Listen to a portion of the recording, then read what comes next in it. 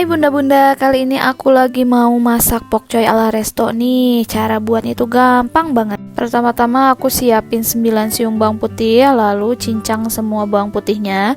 Nah, ini bawang putih nanti dibagi untuk sebagian untuk bawang goreng dan sebagian lagi untuk menumis ya bunda-bunda. Kemudian panaskan minyak untuk membuat bawang putih goreng.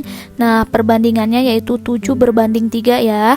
7-nya untuk membuat bawang goreng dan sisanya untuk menumis. Nah, ketika sedang menggoreng bawang harus selalu diaduk ya bunda-bunda, supaya bawang gorengnya itu matang merata, tidak angus di pinggirannya aja.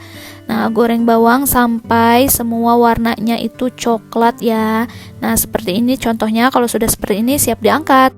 Kemudian didihkan air secukupnya, lalu beri 2 sendok makan minyak goreng dan 1 sendok makan kecap asin. Lalu masukkan semua pokcoy yang sudah dicuci bersih ya. Di sini aku pakai kurang lebih 5 batang pokcoy yang ukurannya sedang-sedang ya bunda. Rebus pokcoy sampai dia layu, tapi jangan terlalu matang ya. Nah, teksturnya itu kurang lebih seperti ini. Kalau sudah seperti ini, angkat satu persatu lalu susun di piring.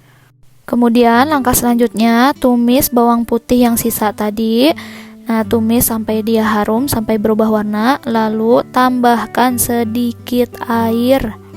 Pokoknya tips dari aku, setelah bawangnya matang harus air dulu ya, jangan dimasukkan bumbu-bumbu yang lain dulu, karena takutnya itu lengket ke wajan dan nanti bumbunya tuh jadi angus gitu loh bunda. Nah, sekarang waktunya masukkan 2 sendok makan saus tiram, 2 sendok makan kecap asin. Maaf ya bunda-bunda, ini kameranya itu bergeser, nggak ketahuan gitu loh, jadi gambarnya tuh agak-agak sedikit miring ya. Dan jangan lupa tambahkan juga sedikit garam, gula, dan ladaku. Jangan ditambahkan MSG sedikit pun ya, karena saus tiram sekarang tuh udah gurih, sangat gurih. Kalau bumbu sudah masuk semua, kemudian aduk-aduk semua sampai rata. Kemudian langkah terakhir, masukkan 1 sendok teh larutan maizena, lalu aduk-aduk sampai dia mengental.